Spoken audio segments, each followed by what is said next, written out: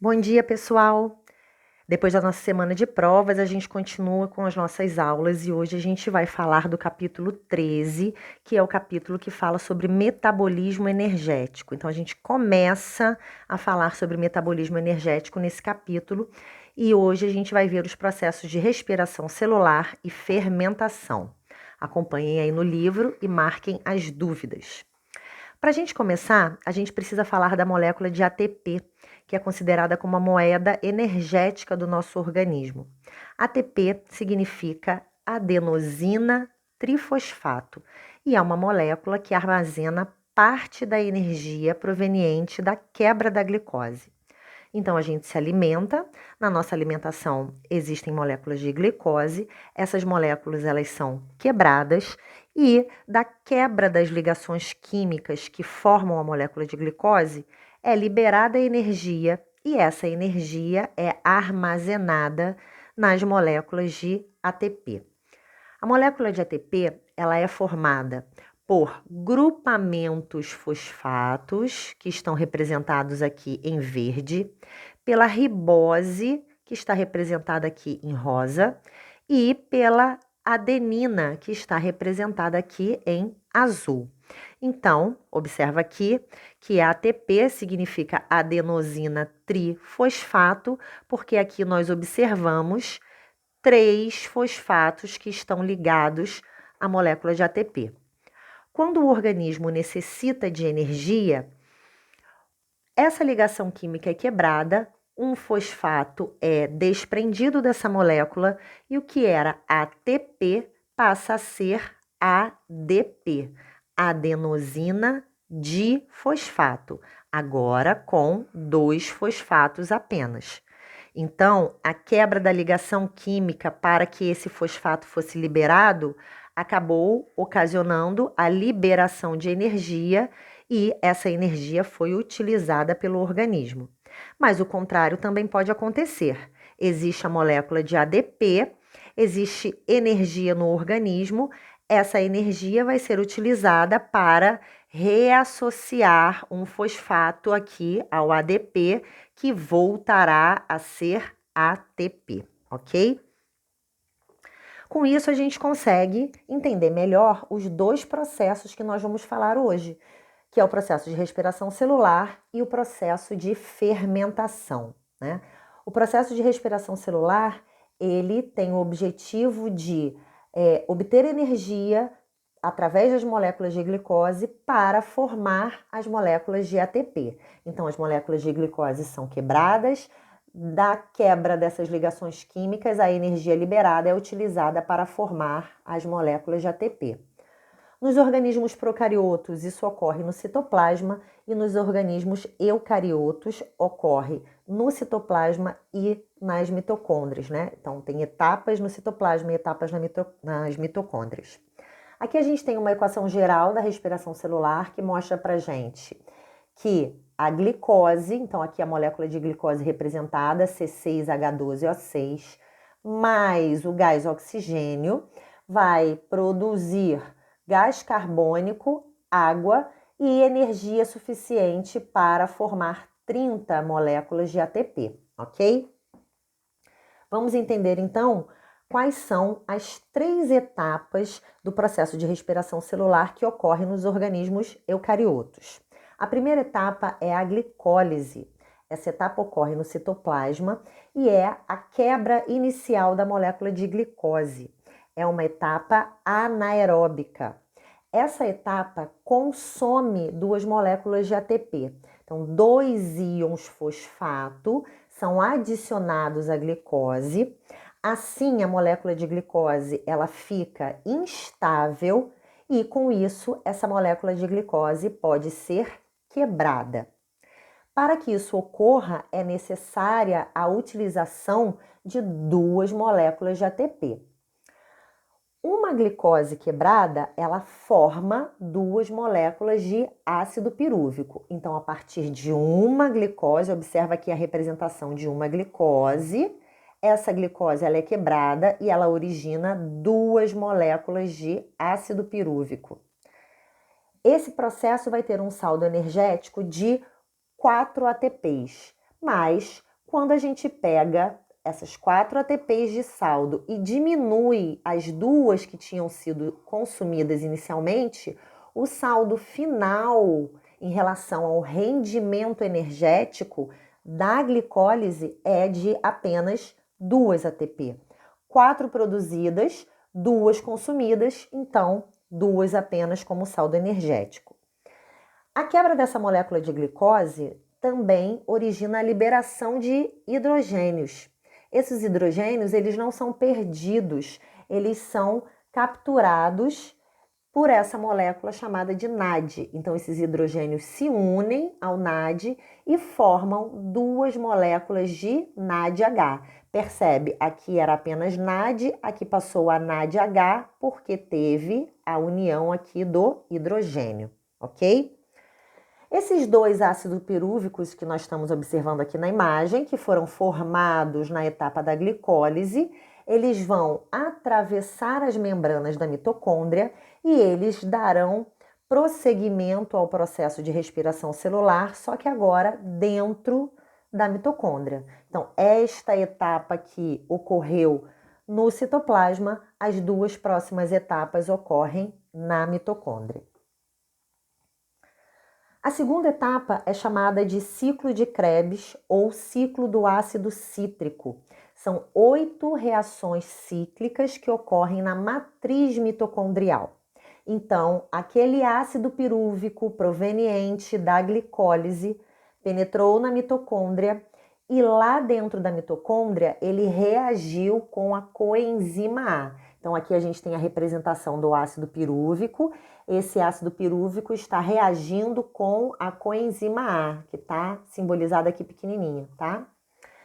Quando esse ácido pirúvico reage com a coenzima A, ele origina gás carbônico, ó, acompanha aqui, ele origina gás carbônico, NADH, porque o hidrogênio também é capturado aqui, então origina NADH, e ele origina uma molécula chamada de acetilcoenzima A. Olha aqui, acetilcoenzima A vai ser o ácido pirúvico associado com a coenzima A. Essa acetilcoenzima A, ela vai formar ligação química com uma molécula chamada de oxalacetato, tá? Ou ácido oxalacético, é a mesma coisa. Então, essa acetilcoenzima A, ela vai iniciar o ciclo de Krebs, que está representado aqui por essas setas em rosa, se associando ao oxalacetato. Quando esse oxalacetato, que está aqui no ciclo, se associa à acetilcoenzima A, ele forma uma outra molécula, um outro ácido chamado de ácido cítrico. Por isso que o nome do ciclo de Krebs também pode ser ciclo do ácido cítrico. É a primeira molécula formada a partir da associação da acetilcoenzima A. O ácido cítrico foi formado aqui então e ele vai passar por diversas reações químicas que representam aqui, ó, o próprio ciclo de Krebs. Então essas setinhas do ciclo de Krebs, elas estão representando as 8 reações químicas que ocorrem. Ocorrem essas 8 reações químicas. No final, na última reação química, é formado novamente o oxalacetato. Mais uma vez, esse oxalacetato se associa a uma outra acetilcoenzima A, de um outro ácido pirúvico, e esse ciclo se reinicia com a formação novamente de um ácido cítrico, ok? A cada volta, digamos assim, do ciclo de Krebs, está sendo utilizada uma acetilcoenzima A. O que é produzido nesse ciclo de Krebs? É o que nós temos listado aqui. Uma molécula chamada de GDP. A GDP é uma molécula que a gente chama de análoga ao ATP, ou seja, quase a mesma coisa, tem a mesma função que o ATP, que é a função de armazenar energia. Qual é a diferença? A diferença é uma diferença química, é a base nitrogenada que forma essa molécula. No ATP, essa base nitrogenada é a adenina. No GDP, essa base nitrogenada é a guanina. Então, esse GTP que se forma, ele tanto pode armazenar energia para o organismo utilizar, quanto ele pode armazenar energia para posteriormente ser utilizada para formar moléculas de ATP. Então, existe a formação de energia proveniente do ciclo de Krebs. Formam-se também gás carbônico, NAD e FAD. NAD e FAD são enzimas transportadoras. Elas se ligam ao hidrogênio para que esse hidrogênio possa ser transportado para a última etapa da respiração celular. Assim como a gente viu, vou voltar só um pouquinho aqui, assim como a gente viu aqui na etapa da glicólise, que se forma o NADH, ou seja, o NAD se associa ao hidrogênio e transporta esse hidrogênio, também ocorre aqui no ciclo de Krebs. Isso ocorre com o NAD, novamente, mas também ocorre com o FAD, que é uma molécula diferente, mas que tem essa função também de transportar o hidrogênio. A etapa seguinte é chamada de fosforilação oxidativa. Aí no livro de vocês tem também o nome de cadeia respiratória. Entretanto, nos vestibulares, nas questões de concurso, já é utilizado esse termo de fosforilação oxidativa. Essa fosforilação oxidativa, ela representa uma sequência de reações químicas que ocorre também dentro das mitocôndrias, mas especificamente nas cristas mitocondriais, que são aquelas dobras da membrana interna das mitocôndrias. O que vai ocorrer? O NAD e o FAD, eles transportaram os hidrogênios e eles chegaram até esse local das cristas mitocondriais, onde existem vários complexos de proteínas. Então, esses elétrons que foram capturados tanto na glicólise quanto no ciclo de Krebs, eles são liberados nessa cadeia, né, que é chamada de cadeia respiratória, que é uma cadeia formada por esses complexos de proteínas, tá? Quando eles liberam esses elétrons, eles voltam, à sua forma inicial, que era NAD, sem o H, e FAD sem o H. Por quê? Eles liberaram esses hidrogênios e esses elétrons foram capturados aí pelas proteínas que formam esses complexos proteicos nas cristas mitocondriais. Ao mesmo tempo que esses elétrons estão sendo capturados, os íons H+, que foram liberados do NAD e do FAD, eles vão sendo transportados. Então, eles vão passando de um complexo proteico para o outro. A gente já vai mudar o slide e eu já vou explicar isso novamente mostrando a imagem. Então, esses íons, eles passam da matriz mitocondrial para o espaço intermembranar. Essa quantidade toda de íons passando vai fazer com que existam muitos íons hidrogênio nesse espaço intermembranar. Por conta disso, esses íons retornam à matriz mitocondrial por difusão. Lembram de difusão? A molécula passa do local onde ela está mais concentrada para o local onde ela está menos concentrada. Então, se existe uma alta concentração de íons hidrogênio no espaço intermembranar, esses íons passam de volta para a matriz mitocondrial por difusão. O retorno desses íons ocorre através de uma molécula específica chamada de ATP sintase. Então, quando esses íons hidrogênio passam pela ATP sintase, essa ATP sintase se movimenta e esse movimento gera energia que vai ser utilizada para formar moléculas de ATP. Antes da gente ver o saldo energético, vamos observar aqui o esqueminha, que é o mesmo esquema que vocês têm aí no livro. Então, acompanha. Tanto o NAD, representado em rosinha aqui, quanto o FAD chegaram aqui, nos complexos. O que são os complexos proteicos? São esses grupos de proteínas que a gente observa aqui, tá? que estão presentes, ó, olha aqui, ó, na membranazinha, ó, da matriz mitocondrial, ok? Então, o NAD e o FAD chegaram aqui, fizeram o quê? Liberaram os hidrogênios, ó. Hidrogênio liberado do NAD, olha aqui a bolinha vermelha. Hidrogênio liberado do FAD, tá? Esses hidrogênios, ó, repara, a bolinha vermelha aqui, ó, eles passam daqui dessa região que é a matriz mitocondrial, eles passam para esse espaço aqui, que é chamado de espaço intermembranar, ou seja, entre as duas membranas. Então, o hidrogênio passou por aqui, foi para o espaço intermembranar, o hidrogênio aqui do FAD também passou, foi para o espaço intermembranar.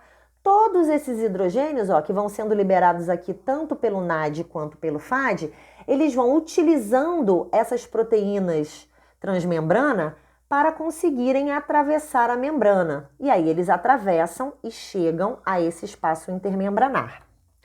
Enquanto isso está acontecendo, os elétrons liberados aqui do NAD e do FAD, eles também vão sendo transportados. Acompanha essa linhazinha em azul que mostra, ó. Então, esses elétrons, eles são liberados nesse primeiro complexo proteico, que passa para esse segundo complexo proteico, que passa para o terceiro e passa para o quarto, até chegar aqui ao final dos complexos proteicos. E é o local onde esses elétrons encontram o que a gente chama de último aceptor de elétrons, ou seja, a última molécula que captura esses elétrons. Quem é essa molécula? O oxigênio. A setinha vermelha aqui está indicando exatamente o oxigênio. Então, esses elétrons chegam e são capturados pelo oxigênio.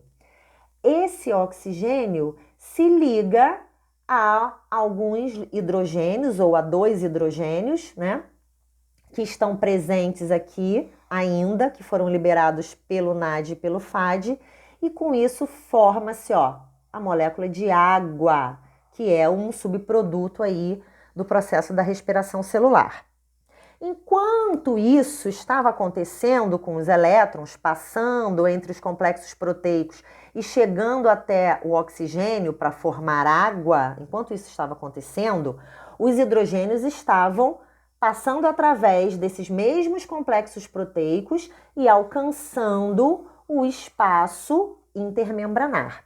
Olha como ficou uma quantidade muito maior de hidrogênios aqui no espaço intermembranar do que aqui dentro da matriz mitocondrial, tinha muito menos. Então, por difusão, esses íons eles vão voltar para a matriz mitocondrial. Só que eles voltam através de uma molécula específica, que é essa grandona que a gente está observando aqui. Essa molécula se chama, ó, ATP sintase. Então, eles passam por dentro da ATP sintase e eles vão retornando à matriz mitocondrial. Quando eles passam por dentro da ATP sintase, eles movimentam essa ATP sintase, então ela gira, né? Então ela vai girando conforme esses hidrogênios vão passando.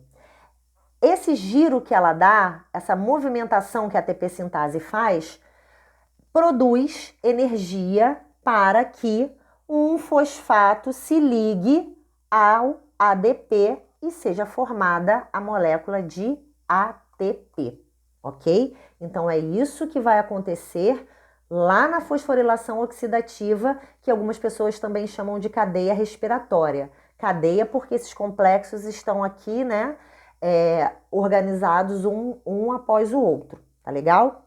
Vamos voltar aqui para a gente poder ver, então, o saldo energético final da respiração celular. Duas moléculas de ATP são formadas na glicólise, 2 moléculas de ATP são formadas no ciclo de Krebs e 26 moléculas de ATP são formadas na fosforilação oxidativa.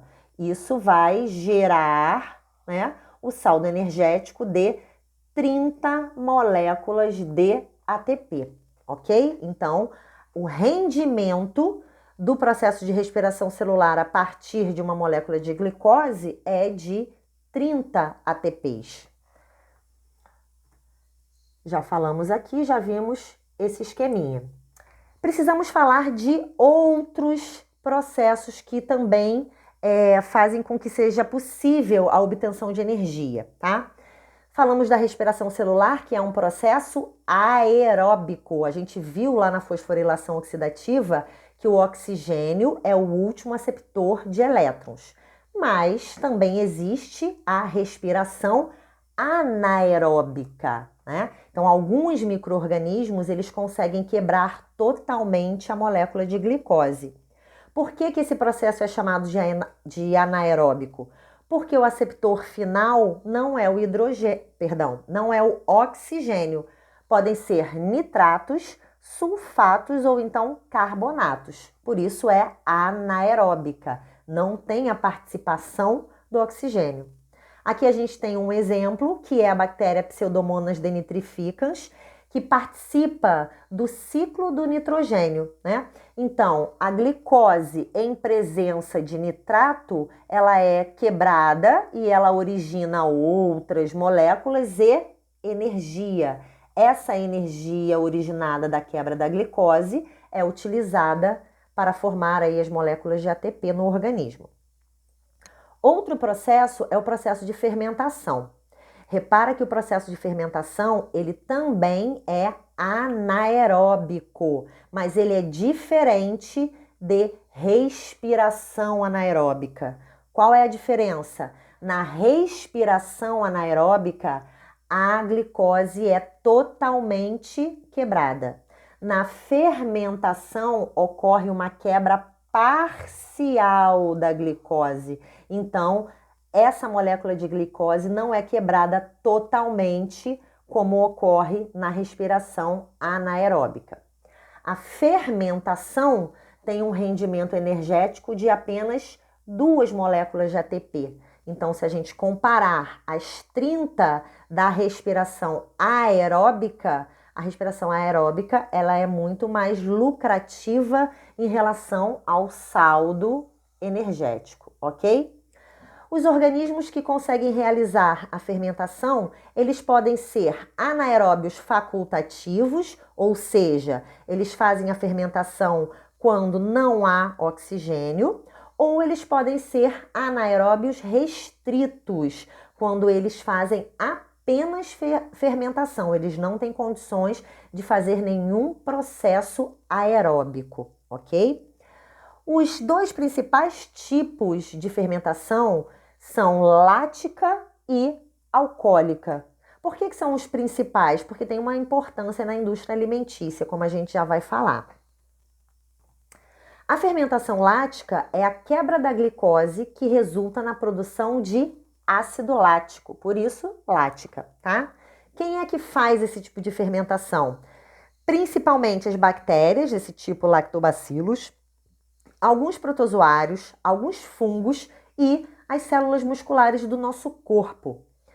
Esse processo de fermentação ele é semelhante à glicólise. Então, 2 ácidos pirúvicos, eles reagem com o NADH e eles formam ácido lático, ok?